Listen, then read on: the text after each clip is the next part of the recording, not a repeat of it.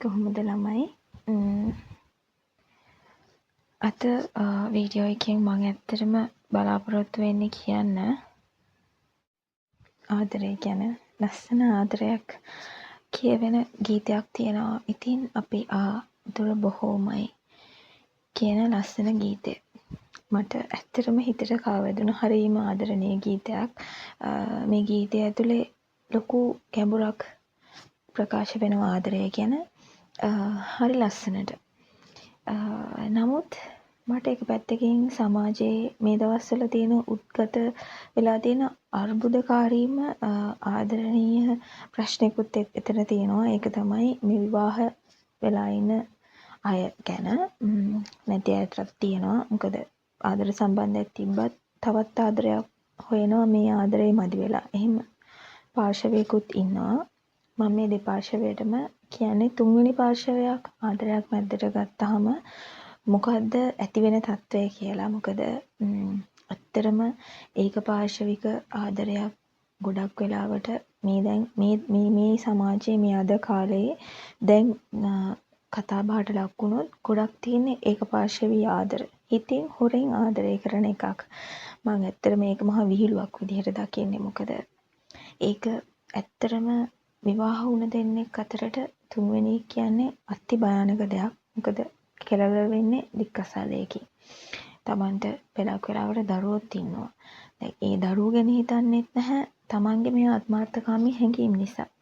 තමන් කැමැත්තෙන් මේ ලෝකෙට ගෙන ආපු දරුවෝ නිසා තමන් ඒ දරුවන්ව අතහැරලා අර අනවශ්‍ය පාර්ශවයකගේ පහස හොයාගෙන සුවය හොයාගෙන යනවා. ඇත්තටම ඒක පාර්ශවීය ආදරයක් ඇති වෙන තැනම බොරුවක් තමයි තියෙන්නේ.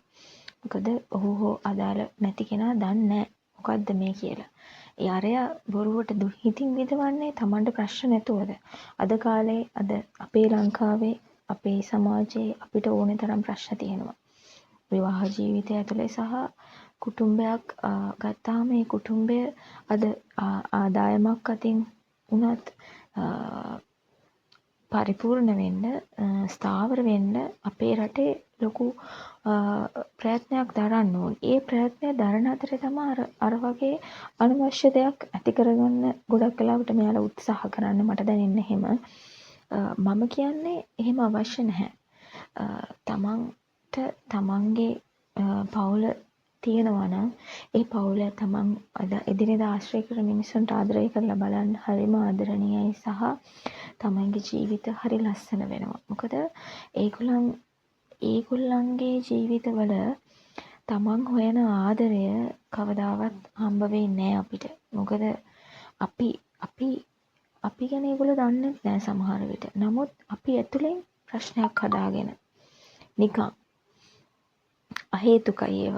ඉතින් දැන් තමන්ගේ වෙනස බිරිඳට හෝ සැමියාට දැනුණාම මොකක්ද මේ කියලා අහුවට තමන්ට කියහගන්න බැරි නම් ඒක එතන කොච්චර අසාධාරණද ඒ මනුස්සයාට කරන්නේ. මොකද ඒ මනුස්සයා දන්නේ ඇයි මෙයා මෙහෙම වෙනස් වෙලා තියෙන්නේ කියලා. ඇයි මෙයා මෙහෙම හැසිරෙන්නේ කියලා ඒ මනුස්සයා දන්නේ නැහැ. ඉතින් ඇයි එහෙම වෙන්නේ ඇයි? අපිට පුළුවන්කම තියෙන්න ඕනේ අපේ හැම ප්‍රශ්නයක්ම බෙදා ගන්න. ප්‍රශ්න නොකියා ඉන්න තමන් පීඩනයටපත් වෙනවා සහ අපහසුතාවයටපත් වෙනවා. ඒ අපහසුතාවයත් එක්ක තමන්ගේ අදාළ පාර්ශවය ගොඩාක් අපහසුතාවයටපත් වෙනවා. ඒ දේවල් කරන්න අවශ්‍ය නැහැ තමන් විවෘතයි නම්. හැම වෙලේම විවෘත වෙන්න හැමදේම හංගගෙන ජීවත් වෙන්න උත්සාහ කරන්න එපා. ඒක හරි අපරාධයක්. මොකද තමන්ට ලස්සන කාලයක් ඇවිල්ලා තියෙන්නේ ඒ කාලෙ විඳින්න. මේ ලෝකෙ කොච්චර ඉන්නවද අතපය නැතුව කන් ඇහෙන්නේ නැතුව ඇස් පේන්නේ නැතුව මේ සියල්ල හොඳට තියෙන මිනිස්සුන්ට තමයි මේ අනවශ්‍ය ප්‍රශ්න. එහෙම නැති මිනිස්සුන්ට ඇත්තටම ප්‍රශ්න කියන්නේ ඒගොල්ලන්ගේ ආබාධය විතරයි. නැත්තම් ඒගොල්ලන්ගේ හිත හරි ආදරණීයයි. ලෝකේ මේ ලෝකෙට බිහි වෙච්ච හැම මනුස්සයෙක්ටම හම්බෙන්නේ නැති ගොඩක් දේවල් ඔය අතපය හතර හොඳට තියෙන කන් ඇහෙන සුවඳ දැනෙන මිනිස්සුන්ට තියෙනවා. ඉතින් ඒ තිබුණට ඇයි එහෙම අසාධාරණකම් තමන්ගේ අනිත් පාර්ශවයට කරන්නේ? එහෙම කරන්න අවශ්‍ය නැහැ. තනි ආදරයක් කියාගෙන බොරුවට විරහවට බර වෙලා එක්කෝ අතීතයක් ගැන හිත ඒක මං හිතන්නේ අනවශ්‍යයි. මොකද අපි ගොඩාක් පීඩණයෙන් ජීවත් වෙන්නේ. මුදල් හම්බ කරන එකත් එක්ක අපි ලොකු ස්ට්‍රගල් එකක ඉන්නේ. සමහර විට හොරපාරෙන් හම්බ කරන අය නෙමෙයි මම මේ කතා කරන්නේ. හරියාකාරව මුදල් හම්බ කරන අය. ඒගොල්ලන්ම තමයි ඒගොල්ලන්ට එච්චර ස්ට්‍රෙස් එකක් දාගෙන තියෙන්නේ. ඇයි ඒ?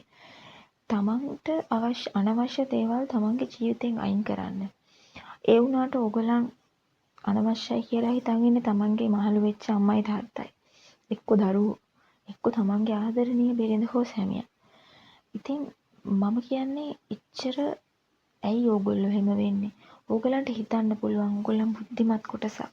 ඒ බුද්ධිමත් භාවයේ ප්‍රයෝජනෙට ගන්න. ඒ ප්‍රයෝජනෙට අරගෙන ටිකක් ප්‍රැක්ටිකල් හිතන්න, ප්‍රායෝගිකව හිතන්න. මොකද්ද මේ මම මේ කරන දේ මේක ගැලපෙනවද මට? මගේ ආදරණීයන්ගේ කවුරු හරි මේව දැනගත්තොත් මොකද වෙන්නේ?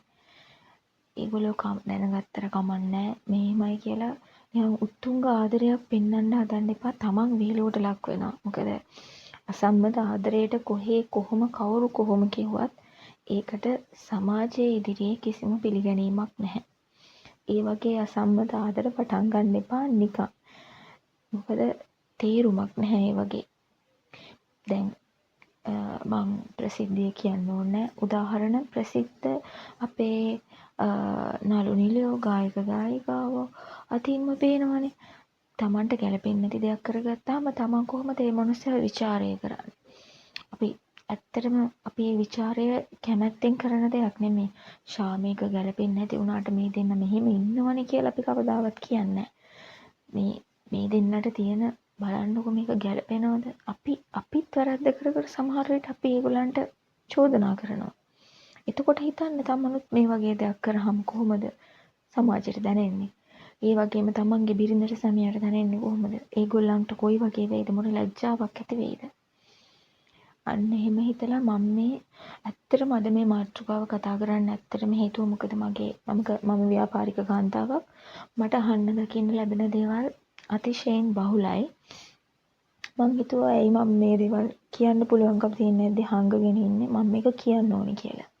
මොකද තමන්ට 100% ගැලපෙන කෙනෙක් නෙමෙයි තමන්ට ලැබෙන්නේ. නමුත් තමන් හිතන්න තමන් ගත්තනම් තීරණයක් මොකක් හෝ හේතුවක් මත එක්ක තමන්ගේ පවුල කියන හින්දා තමන්ගේ අම්මා තාත්තට ලැජ්ජ කරන්න බැරි හින්දා තමන්ගේ තත්ත්වයට ගැලපෙන හින්දා මොකක් හරි තත්ත්වයක් නිසා තමයි ඔයාගේ විවාහ ජීවිතයට පිවිසෙන්නේ. ඉතින් ඒ පිවිසුන ජීවිතය ලස්සනට ගෙවන්න ගලප ගන්න.